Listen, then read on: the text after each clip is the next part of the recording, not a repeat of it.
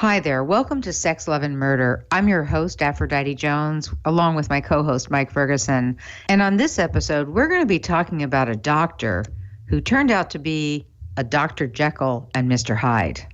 Doctors often have to make life and death decisions, and we know that. So they're beloved by our society for devoting themselves to saving lives. But let's be honest, doctors are people too. And some of them are egomaniacs who have type A personalities and see themselves as smarter than the average person. For years, doctors have been viewed as our saviors.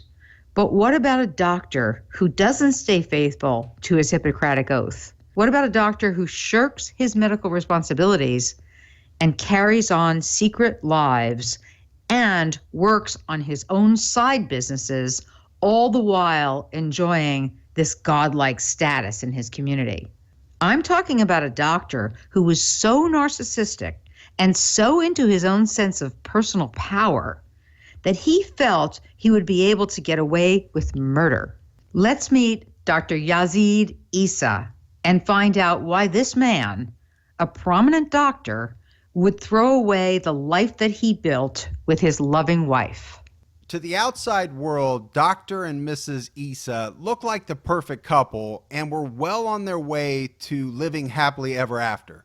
The beautiful 38-year-old nurse, Rosemarie DiPuccio, and the handsome 38-year-old doctor, Yazeed Essa, or Yaz as most people called him, made a striking pair. The two met in 1995 while they were both working at Mount Sinai Hospital in Cleveland, Ohio. And after a whirlwind romance, Rosie and Yaz were married on September 11th, 1999, and soon had two children, a son named Armand and a daughter named Lena. Friends and family would say that they thought Rosie and Yaz had a perfect life. They had a beautiful big home with all of life's luxuries money could buy. They had two great children and were so happy with family life, they were even trying to have a third child.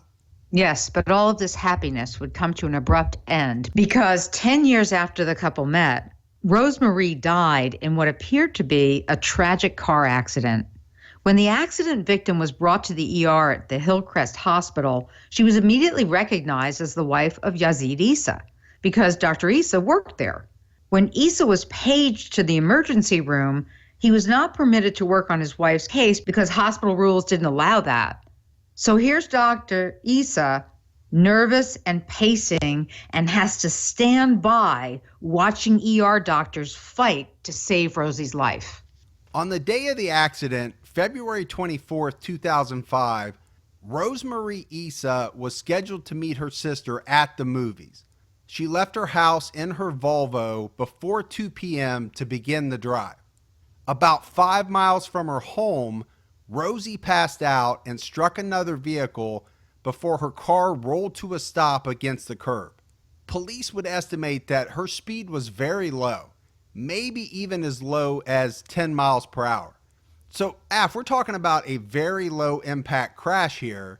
And let me add that I don't understand how a crash at 10 miles an hour could put someone in the hospital. But when first responders get to Rosie, they see that she had vomited all over the car. She was barely conscious. She was gurgling. Her limp body was slumped over in the driver's seat. Rosie still had her cell phone in her hand, and it would later be determined that she was trying to call her husband Yaz. Once emergency personnel got her to the hospital, Rosie's family, who had been notified, rushed there to be at her bedside. And as her parents and siblings gathered around her, cradling Rosie and trying to comfort her, they started to notice that Yaz's behavior seemed somewhat strange. Because Yaz was standing off alone by himself, kind of rocking against the wall of the ER. He was not by the side of his wife, as you would expect someone to be in that situation. Yaz's demeanor was off. But then, who knows how a person will react in the midst of a shocking moment like that. I mean, the family is sitting and praying that Rosie will be saved. And this became a battle that the ER doctors would lose. Hospital staff would pronounce Rosemarie Essa dead at 3:02 p.m., and this was not much more than an hour after she had left her house. The one thing on everybody's mind was that this car accident could not have resulted in her death. Which was what my first thought was. I mean, how could a seemingly healthy 38-year-old woman die from such a low impact car crash? Yeah, everybody was stunned that this could have happened the way it did. The ER doctors were perplexed. Rosie's injuries were not fatal. There was no internal bleeding. Her heart had just stopped. Rosie's mother surmised that there had to be some type of unknown illness, something, perhaps like a heart condition, something else that must have caused Rosie's sudden death. Yeah, the family was panicking. They couldn't understand why this happened, how this happened. And her mother actually brought up to Yaz that Rosie was born prematurely, and perhaps as a preemie, she had some kind of heart condition or something that no one had caught. But as the facts of this tragedy would start to come out, the cause of Rosie's death would first be ruled inconclusive and later would be ruled as a homicide.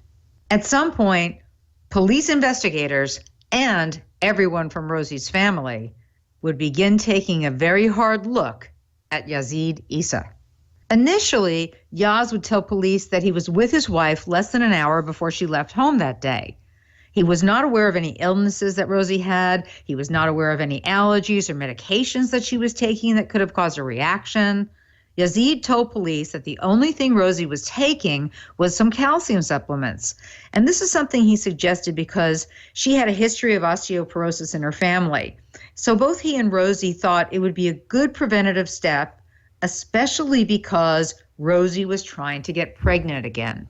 So I think we need to go back in time and talk a little bit about the background of this man, Yazeed Essa. Yaz was the son of a Palestinian immigrant. His father had realized the American dream by building his own business through an incredible amount of hard work.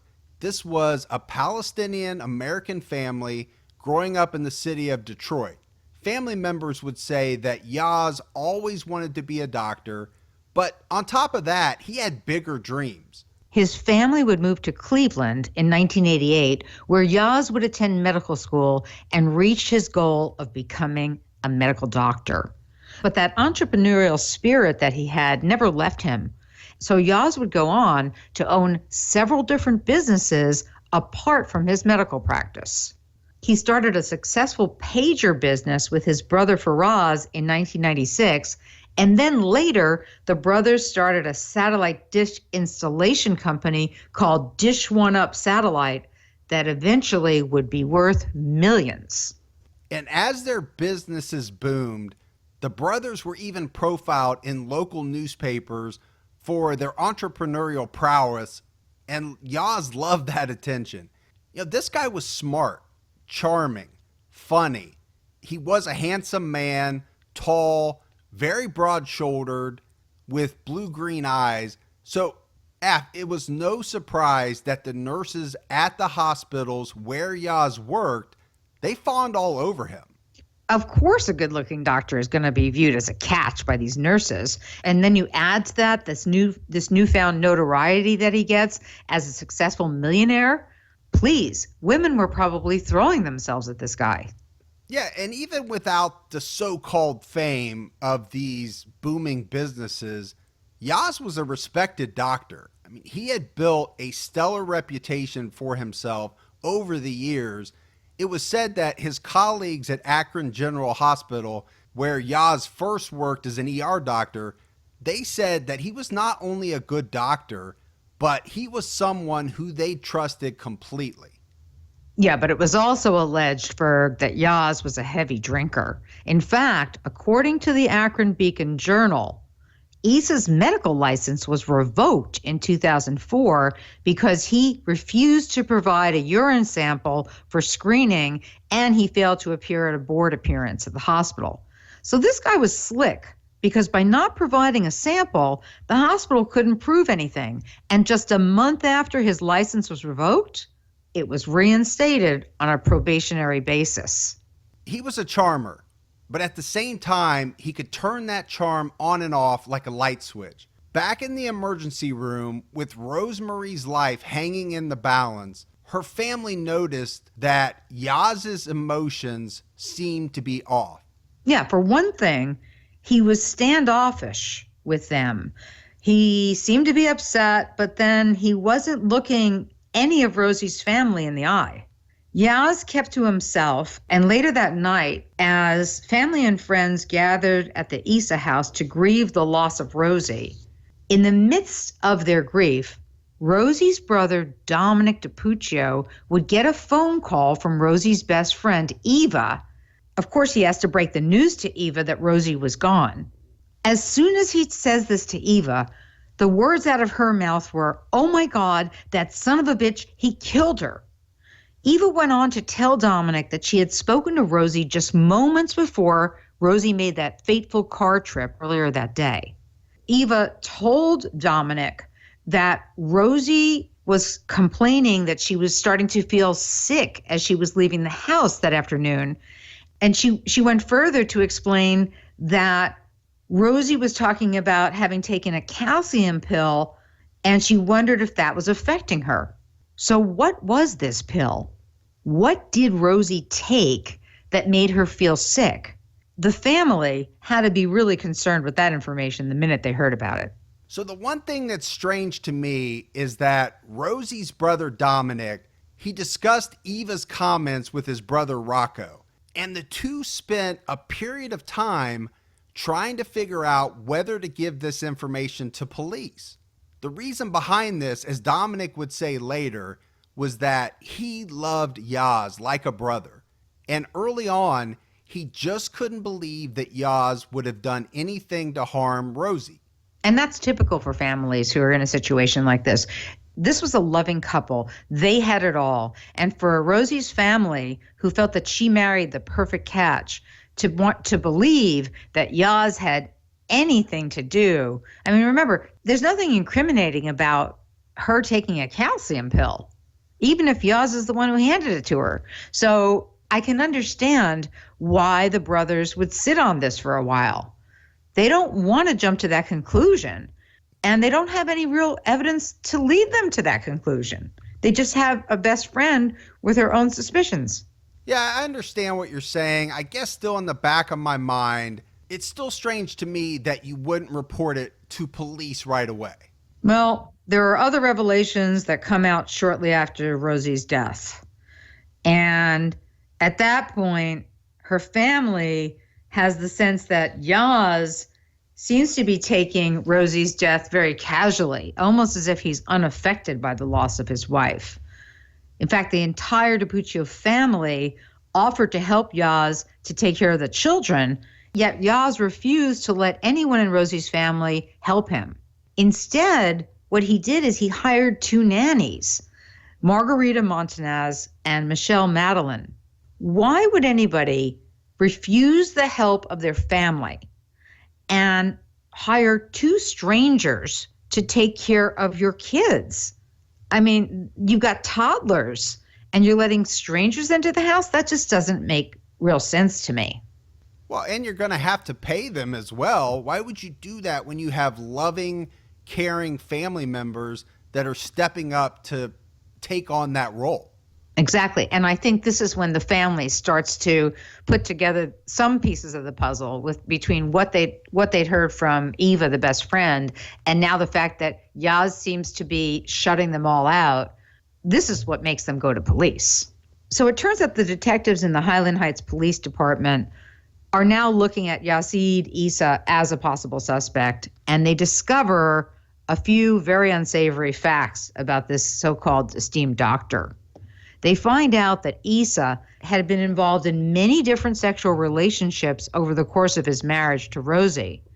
And they determined that the two nannies that Yaz hired were two of his lovers, that he had been intimate with both of these women within days of his wife's death.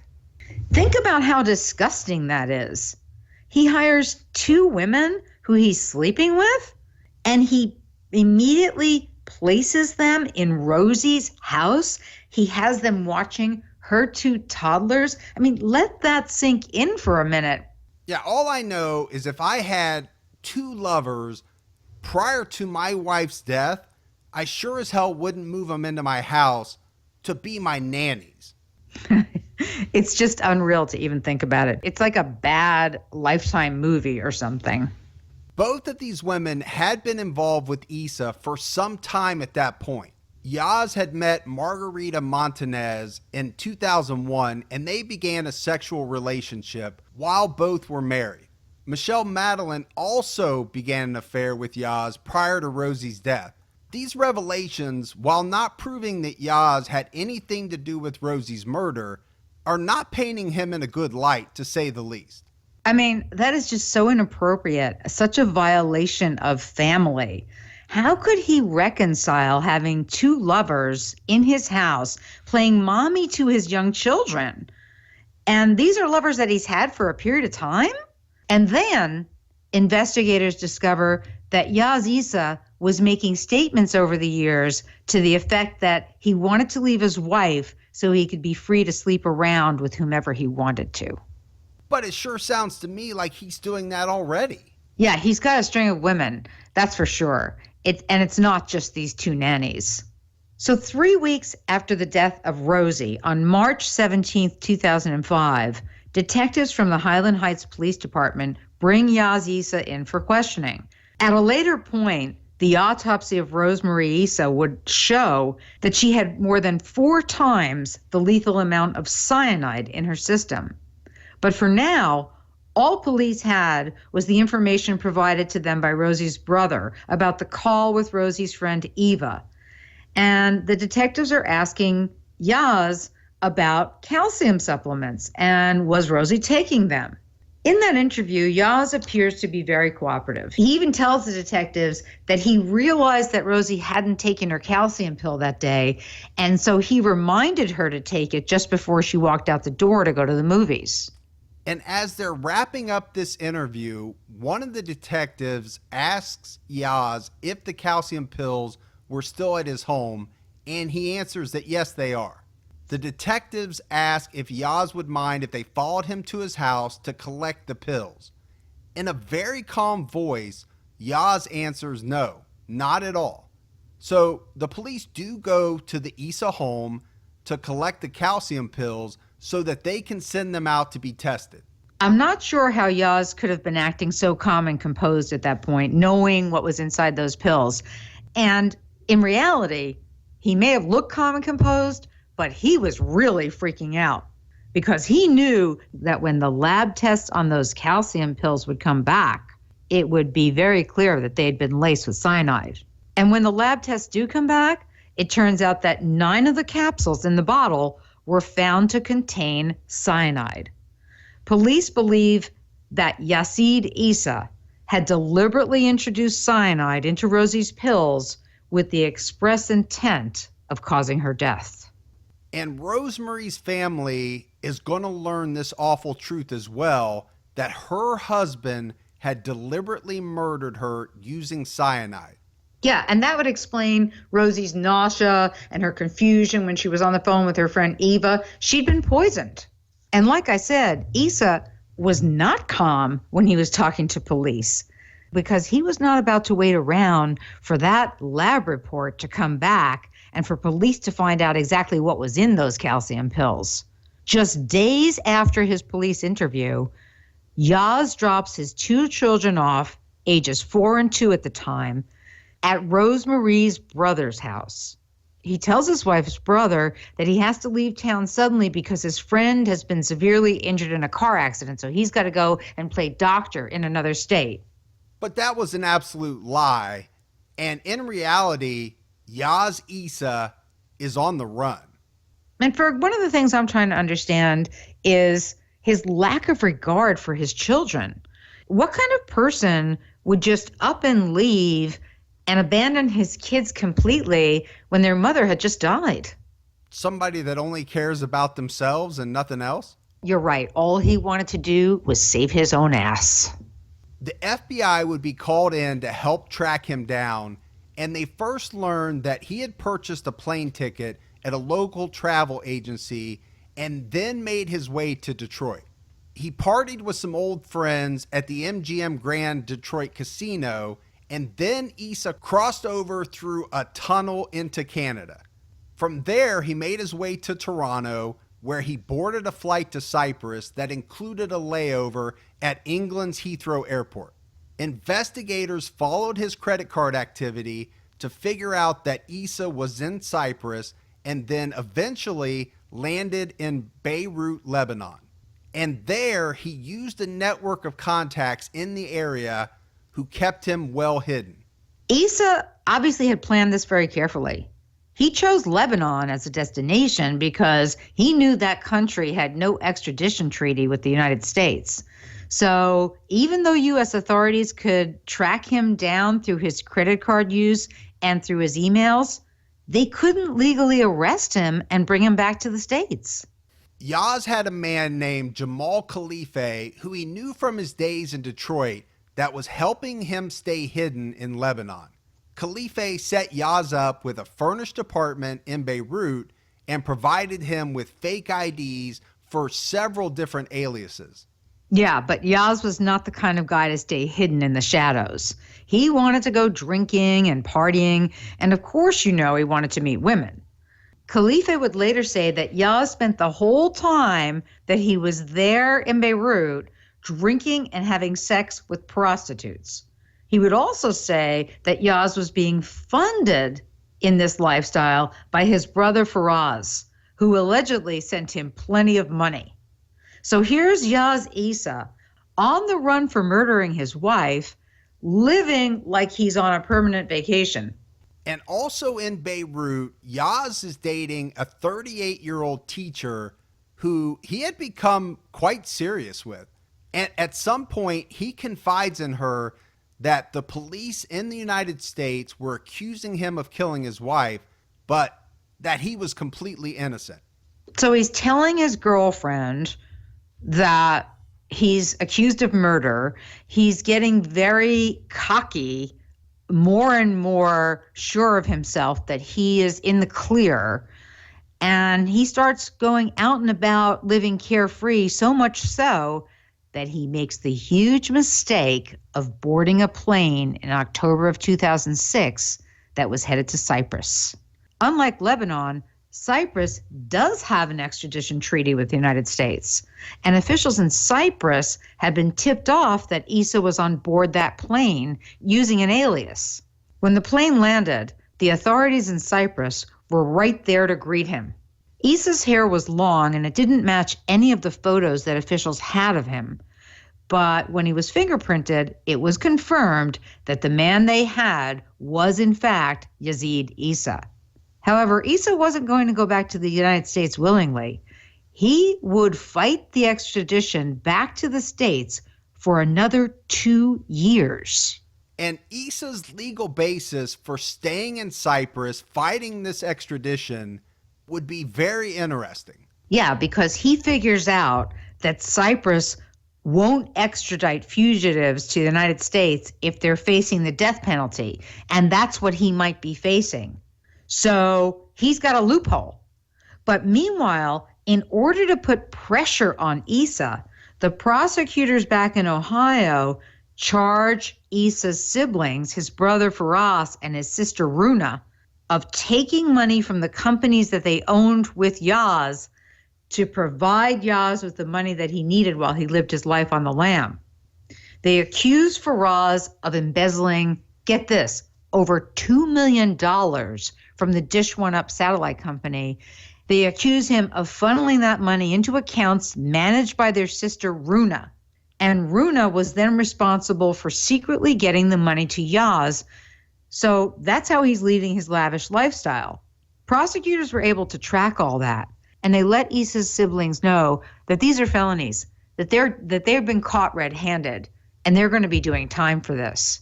Prosecutors explained that if Yaz returned to the United States to face prosecution, then they would likely get probation.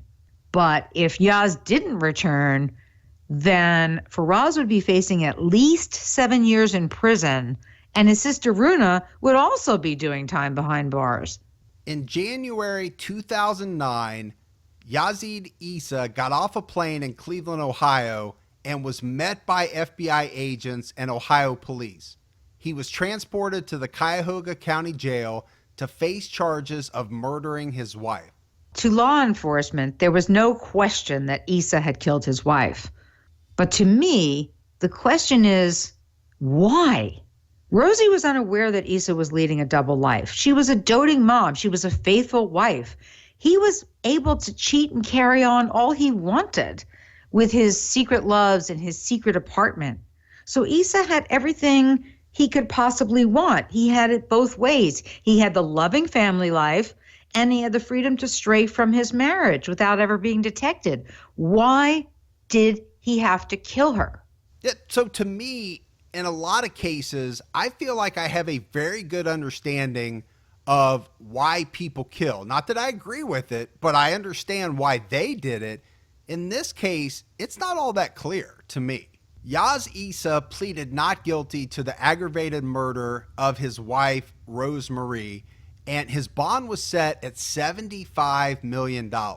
And the reason for this was that the judge in this case said Essa had fled once, and he had many years of experience traveling extensively abroad. No kidding. I mean, I'm pretty sure this man skipped through 6 countries during his time on the run.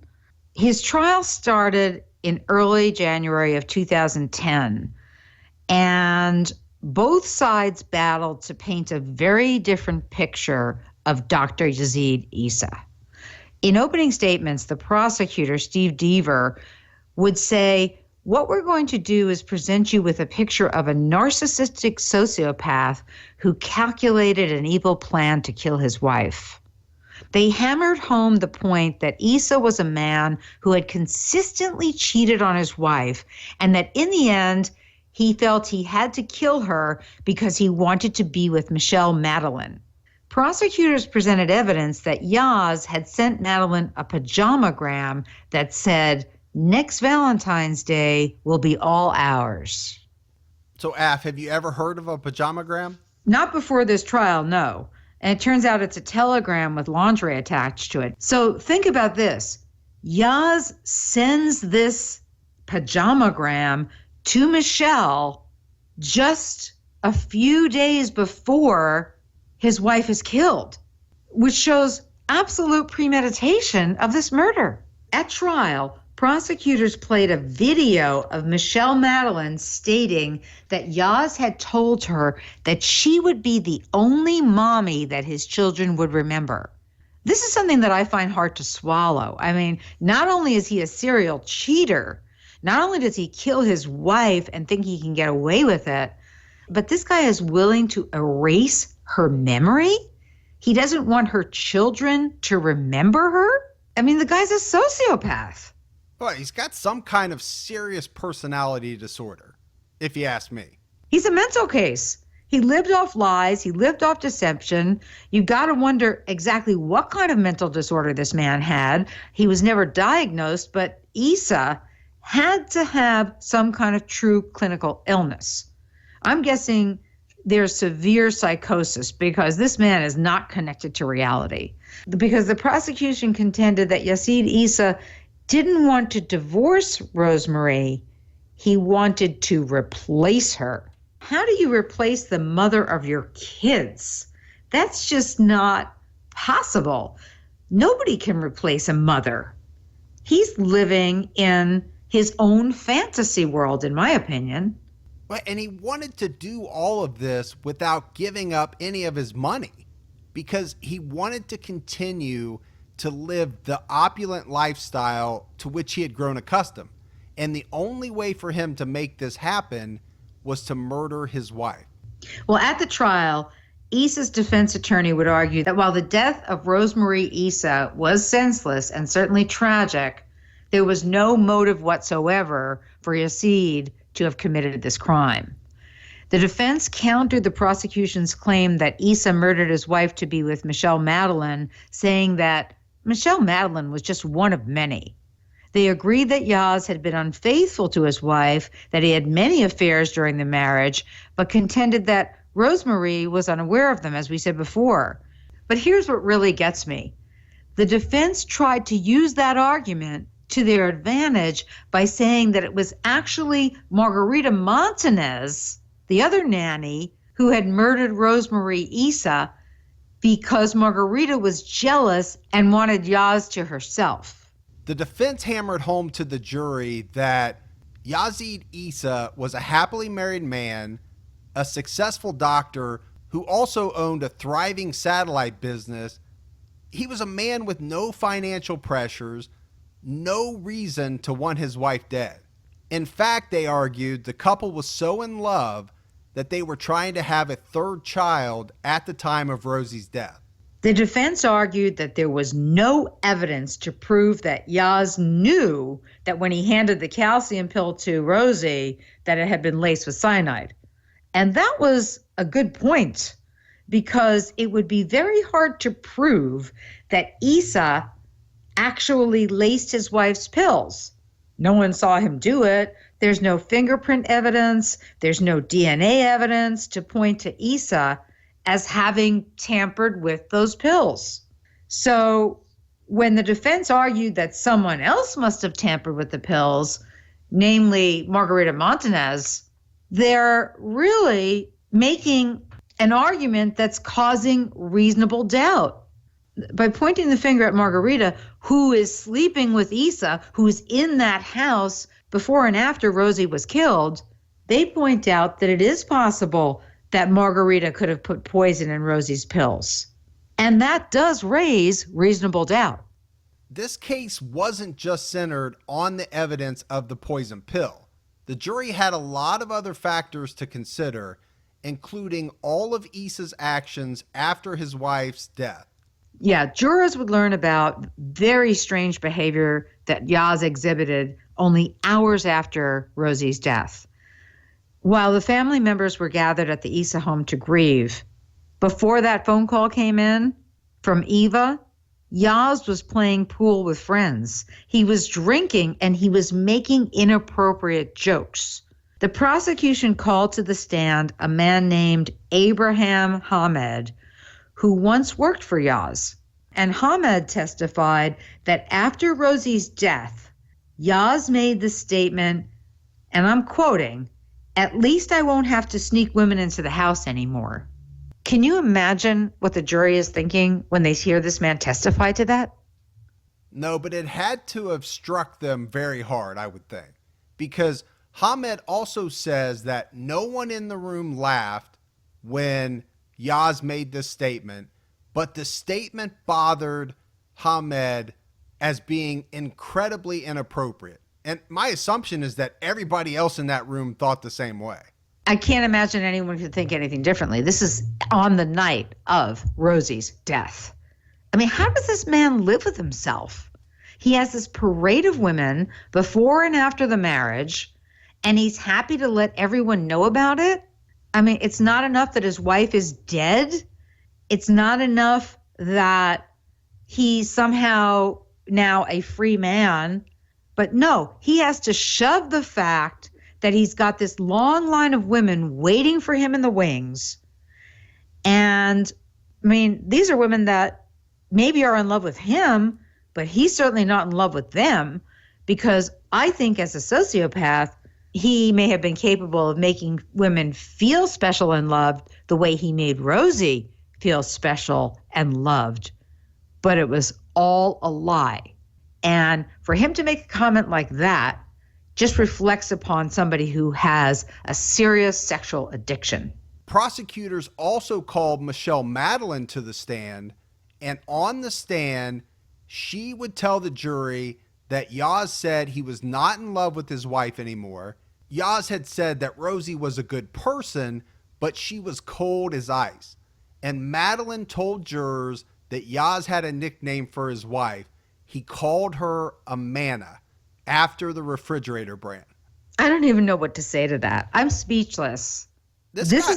Sorry. Go ahead. I'm speechless. This guy is one of the biggest pieces of shit that I think I've ever researched, Ab. I totally agree. This is a scumbag. The mother of his children A woman that he's trying to get pregnant for the third time, he's calling an Amana refrigerator. And then come to find out that prosecutors have more damning evidence for the jury when they call Yazeed's brother Faraz to the stand to question him about whether or not he had any communication with his brother about bribing someone not to talk. So things are even getting more twisted around with Yazeed.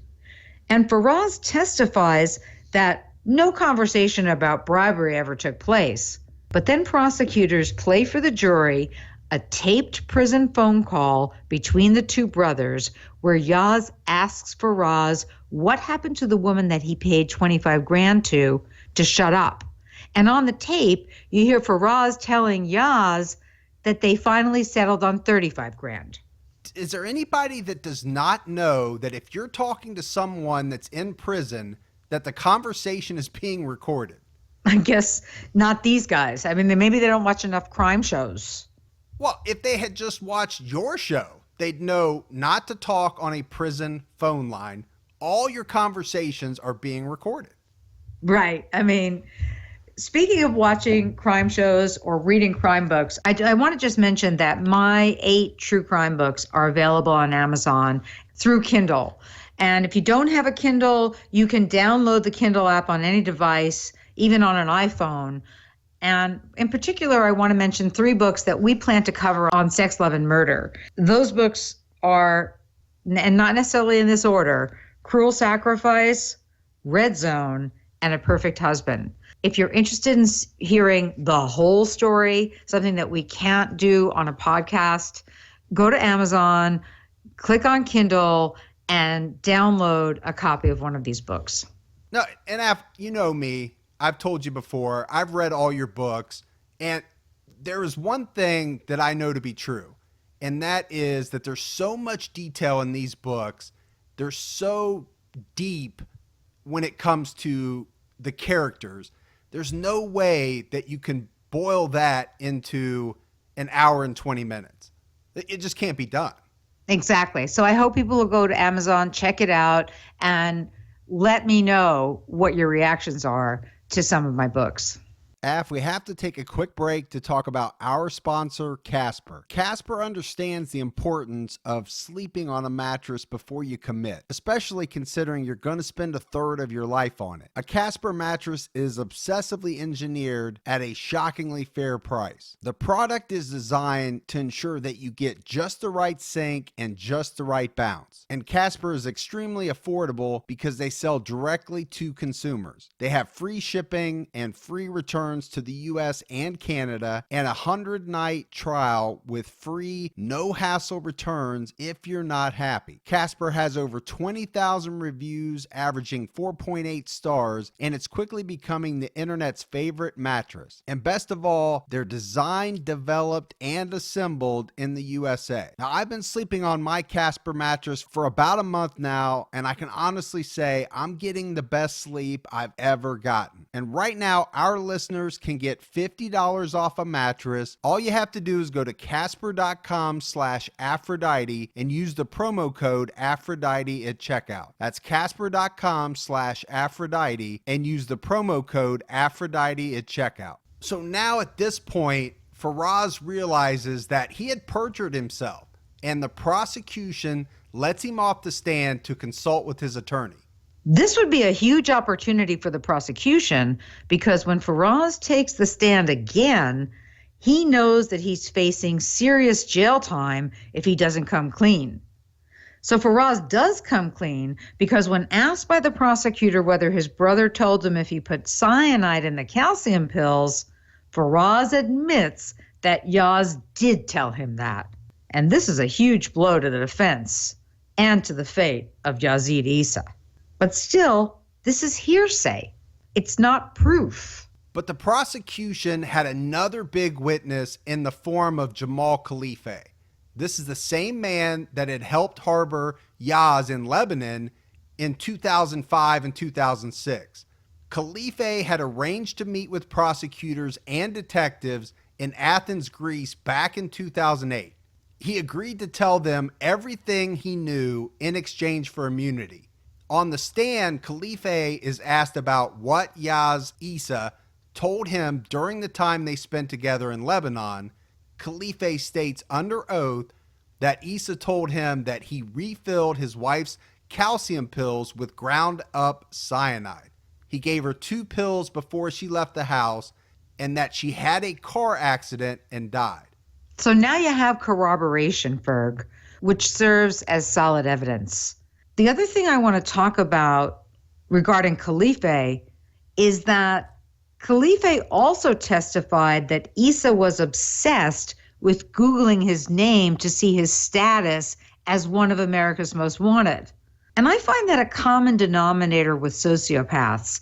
They're obsessed with their act of violence, and they like to see themselves in the news or on TV. On the one hand, they're checking to see if they're in the clear, but deep down, they definitely thrive on the attention. It's sick, but it's true. And the worst part is people do give them that attention. I mean, we're all guilty of that because these type of monstrous murders, they make headlines. That's something I really grapple with being in this field because, I don't want to give attention to killers. But I console myself with this thought that these killers may be in the news, but they have a short-lived infamy. I mean, think about it. Other than a handful of quote-unquote famous or infamous killers, most of these psychos are locked up and forgotten about. I can't name any of the killers I've read about or seen in the news. If they're looking for fame, even that they make headlines, it's really not fame. It's not even infamy. It's something that people somehow put out of their minds. The reality is it's perhaps the victims that are remembered most because the victims' families do everything they can to keep their memories alive. And the victim should be remembered the most. Absolutely. Absolutely. And that's why I, again, console myself with that thought because, yes, it makes headlines. And yes, these people are obsessed with looking at their act of violence and looking at themselves. But at the end of the day, they're gone and forgotten. In terms of Khalife's testimony, the defense had their hands full, but they tried to combat his testimony by telling the jury that Khalife was saying whatever he had to say to save himself from jail time. Because Jamal Khalife had fled Michigan for Lebanon back in 1994 while he was under investigation for money laundering. So the defense strategy is to tell the jury that Khalife is testifying for the prosecution in exchange for not being charged for harboring Yazeed Essa as a fugitive.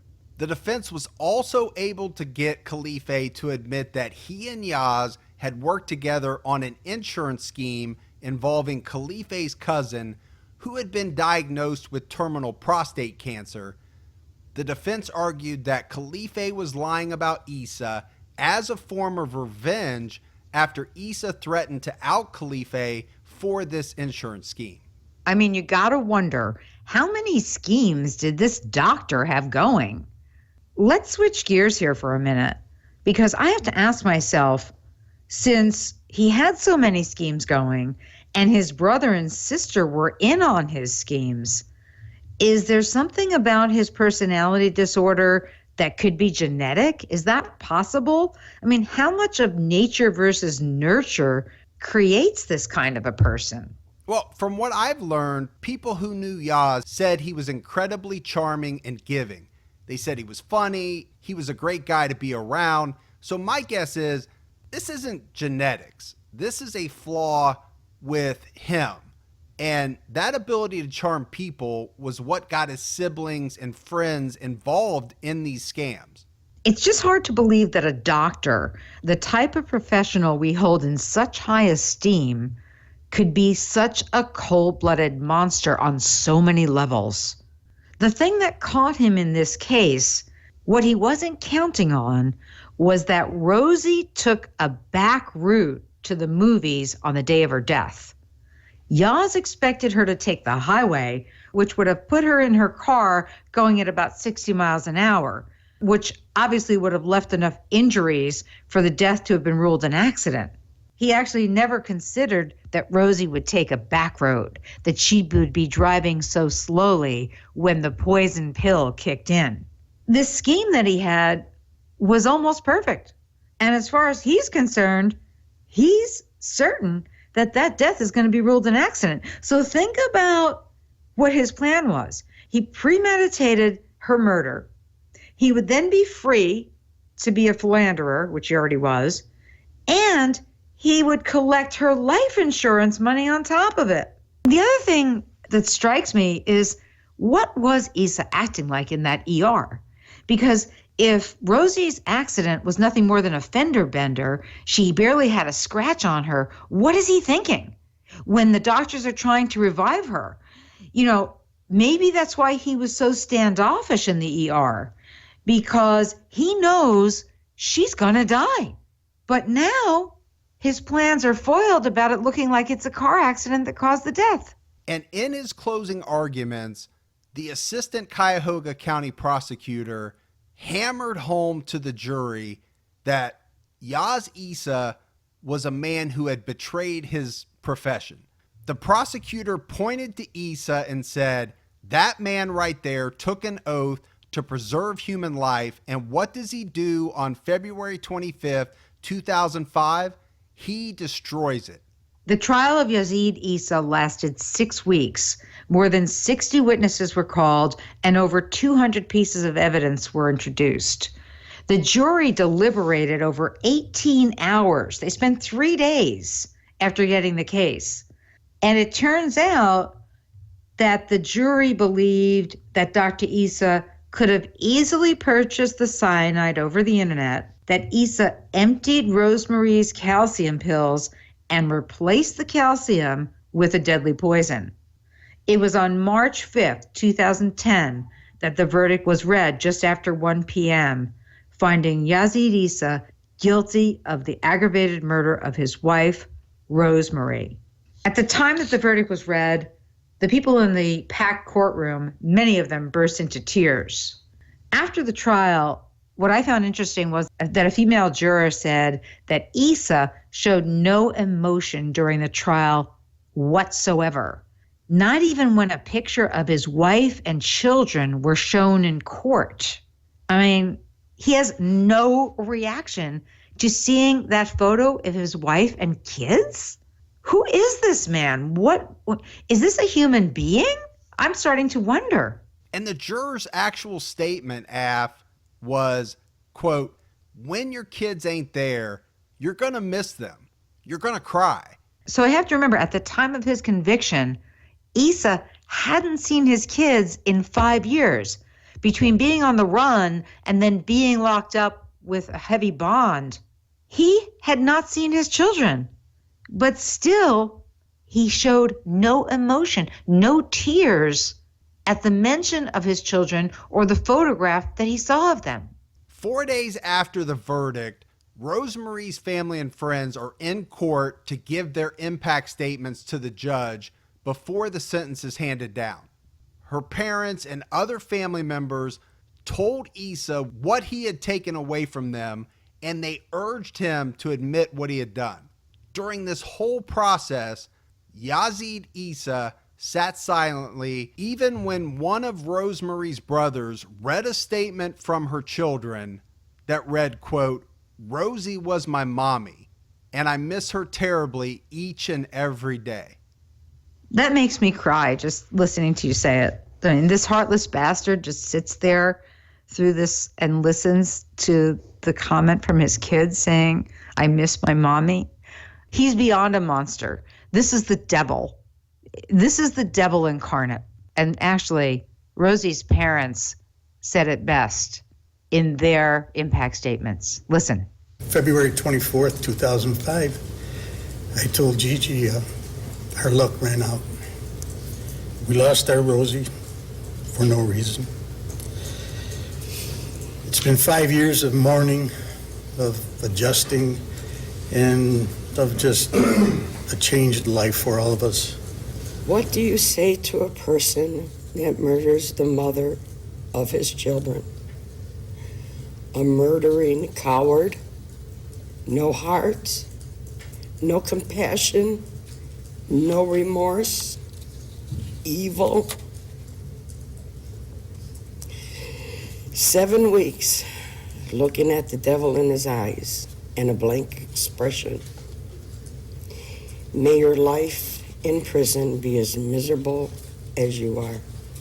I just can't get over the fact that he showed not a shred or ounce of either emotion or remorse for his kids. And not only that, Issa's children would be raised by Rosie's brother and sister-in-law, and to my knowledge, he has never inquired about them to this day. I mean, that's ice cold. The judge handed down a sentence of life in prison for Yazeed Essa with the possibility of parole in 20 years. I have to add that among the testimony the jury never heard in this case was an accusation that Dr. Essa drugged a woman, sexually assaulted her, and gave her an STD. And I'm not making this up because there's proof that Essa reached an out-of-court settlement with that woman. So my question now becomes, when Essa comes up for parole, could we have this sexual predator and killer running loose on the streets?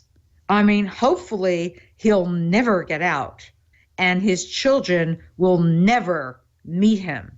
Listen to Rosie's sister-in-law and how she explains this in her final impact statement. As Dominic and I sat down and had to painfully tell the children of his conviction, my heart broke as I looked into their beautiful eyes staring up at us. And we told them, your old dad was found guilty. He will be in jail for the rest of his life. And as sad as this makes us feel, this is good. Not only for Mommy Rosie and for our family, but for the world. He can never hurt anyone again. And they all agreed and understood. They know what it means to play nice. So if you like the show, please make sure you subscribe, rate and review us on iTunes or your favorite Android app. Follow us on all of our social media platforms. You can find us on Facebook by searching for Sex, Love, and Murder. Our Twitter handle is @SLM Podcast. And you can email us at sexloveandmurder@gmail.com. And really, we'd love to hear from you. We really want to hear your responses we really like to hear, and really, we truly love to hear from you. We want to hear your responses. We want to hear your remarks, your comments, and whatever questions you have that we can possibly answer. I'm Aphrodite Jones. And I'm Mike Ferguson. And this is Sex, Love, and Murder, the place where love and insanity are more connected than people think.